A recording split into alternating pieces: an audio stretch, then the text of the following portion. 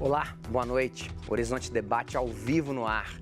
Comissão especial da Câmara dos Deputados pode votar essa semana um projeto de lei que pretende modificar o sistema de registro, controle e uso de agrotóxicos e insumos agrícolas similares no Brasil. De acordo com a proposta, a lei atual de agrotóxicos pode ser revogada para simplificar o processo de autorização da produção e comércio desses produtos no país.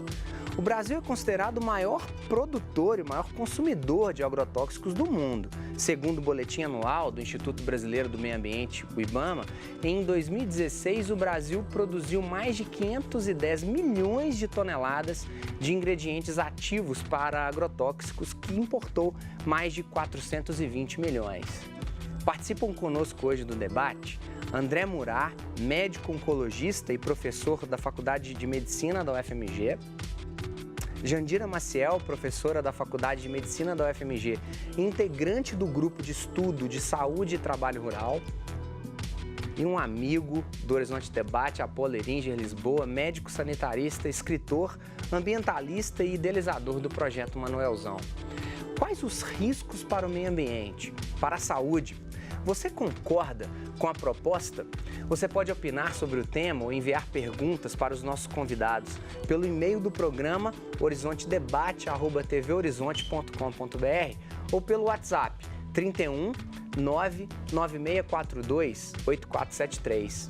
Mas atenção, ao enviar a sua mensagem pelo WhatsApp, envie o seu nome e o bairro onde você mora, e em seguida a sua pergunta, o seu comentário. Caros convidados, falamos de algo que o Brasil produz imensamente, que são produtos agrícolas, formas de se produzir. E aí, Apolo, eu te coloco, o que você pensou quando até o termo agrotóxico foi proposto de ser um agente fitossanitário? Eles estão tentando passar a ideia de tirar o nome veneno, né? De tóxico. E isso aí eu não posso concordar, porque isso aí é um marketing empresarial que não corresponde à verdade científica das pesquisas, não só aqui no Brasil, como em vários países do mundo, né? Entendo. Então, a gente tem que insistir que é um veneno e as pessoas têm que tomar muito cuidado. E você tem doenças graves, né? Como o doutor Murar pode colocar aí também, a doutora Jandira. Então, não resta dúvida. Então, não tem cabimento querer mudar o nome, isso é falsificação, né? Sim. Agrotóxico é veneno, doutora Jandira? Sem dúvida alguma, né? Acho que é interessante a gente lembrar duas questões em relação a essa terminologia. Primeiro, que essa terminologia ela é uma conquista dos movimentos sociais lá nos idos da década de 80. Né? Então, quando é instituída a Lei 7802 de 1989, que institui o termo agrotóxico, esse termo ele foi cunhado a partir de movimentos, né, de lutas dos trabalhadores, dos movimentos sociais da área rural. Acho que isso é uma primeira coisa importante. A outra questão importante quando nós estamos falando desse tema é que quando nós falamos de agrotóxico, nós não falamos de um produto. Nós estamos falando de milhares de produtos, milhares de substâncias químicas, milhares de moléculas que vão, de alguma forma, aí, seja agudamente ou cronicamente, provocar algum dano à saúde da população exposta. A cadeia, doutora Jandira, ela não é só apenas para o trabalhador, mas para o consumidor também, né, doutor Murar? Dessa cadeia de produtos que a gente está colocando aqui agora. Qual que seria, doutor Murar, na sua opinião, quando você viu nos noticiários o projeto de lei, o que vem para o oncologista de preocupação com relação ao povo de casa que consome lá no verdurão, de perto da casa dele, produtos que vêm da terra, produtos que são colhidos e plantados? Pois é, Jair, é uma preocupação muito grande, né? Eu, como médico e como oncologista, tenho uma preocupação especial com os efeitos danosos que essas substâncias podem causar no organismo. Vários desses produtos, eles acabam, de alguma forma, alterando a estrutura do DNA, das células.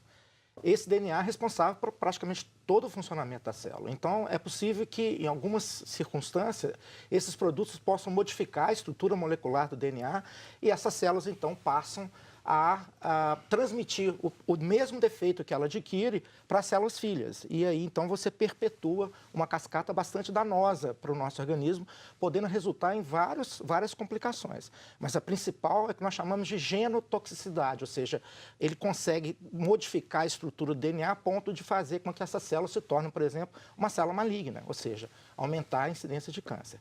É óbvio que a gente não pode, como a doutora Jandira muito bem falou, existem agrotóxicos mais tóxicos e menos tóxicos, mas em última análise todos eles são tóxicos. Sim. Então a gente tem os organoclorados, os organofosforados, os carbamatos, os piretróides. Desses, o mais danoso são os organoclorados. Por quê? Porque, primeiro, que eles demoram anos, às vezes décadas, para ser eliminados, né? Tanto do solo quanto da água, etc. Segundo, o mais grave, quando a pessoa tem um contato com o organoclorado, por exemplo, esse produto passa para o tecido gorduroso e ele fica acumulado ali. Inclusive, ele é transmitido no leite, a mãe pode passar para o filho. E uma vez no tecido gorduroso, ele também fica anos sendo eliminado para a circulação. E ele passa a agir em todas as células do organismo. Sim. Agora, Apolo, pergunta óbvia.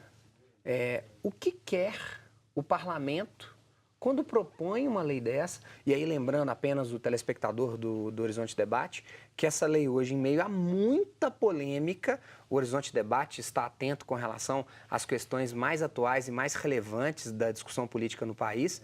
Hoje foi adiado mais uma vez, porque os movimentos sociais estiveram lá em peso, os movimentos dos trabalhadores rurais, dos ambientalistas. O que quer o parlamento quando coloca isso, Apolo?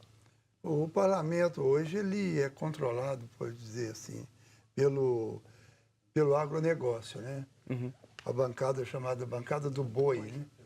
Quando fala do boi, é da soja, o agronegócio que desenvolveu no Brasil de uma maneira importante no mundo, né? O Brasil é um dos maiores, talvez o maior ou o segundo maior exportador de alimentos do mundo, de carne, né? Então, eles estão apenas olhando o lado comercial. Eles não estão preocupados com a saúde coletiva. Interessante que o Ministério da Saúde é o grande ausente desse debate, né? Você pensando bem, se o Ministério é da Saúde e não só da doença, o Ministério da Saúde devia chamar para si um protagonismo. E aí você vê que a Agência Nacional de Vigilância Sanitária, a Anvisa, ela está sendo combatida, né? A Fundação Oswaldo Cruz estão sendo combatida a Brasco por esses setores. Os setores que só visam o lucro com a exportação crescente, né? Apenas para ilustrar, né, Apolo? Hoje, um defensivo, para ser aprovado, são vários os órgãos que precisam dar esse parecer. Isso. O que o projeto de lei quer é que isso seja unificado, que isso seja mais simplificado. Agora, Jandira, o Adinaldo, nosso telespectador lá do bairro Funcionários, Adinaldo, obrigado pela sua participação. Ele coloca o seguinte: gostaria de saber qual o impacto do projeto na agricultura familiar e, segundo os convidados, quem mais sofrerá ao que se refere à saúde com a aprovação de um projeto desse. Olha, eu acho que quem mais sofrerá, sem dúvida alguma, são os agricultores. Né? Os agricultores que têm tentado, né? Nós temos todo um movimento histórico de grande utilização desses produtos, não à toa o Brasil, aí mais recentemente, nos últimos 5, 6 ou 7 anos, se tornou o maior consumidor, maior produtor e consumidor desses produtos. Mas, ao mesmo tempo que isso vem acontecendo, nós também temos um movimento muito interessante, conduzido, né, pelos agricultores, pelos ambientalistas, de produção, de cultura, que fuja à utilização do agronegócio, ao chamado modelo agroquímico. Né? Nesse sentido, tem crescido, por exemplo, a proposta de produção a partir do modelo agroecológico, né? Que é um modelo que não utilizaria esses produtos e que tem crescido e crescido de forma importante.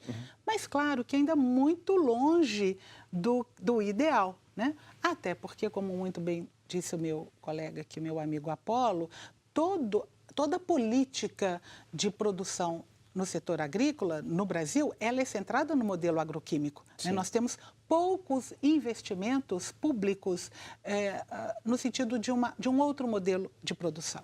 Então, estou dizendo tudo isso para dizer que, primeiro, sem dúvida alguma, os maiores atingidos serão os próprios agricultores, os próprios trabalhadores. Deixa eu passar, que tipo de... Falávamos, né, doutor Manuel, na sua primeira participação, do impacto disso, muito em parte no consumo.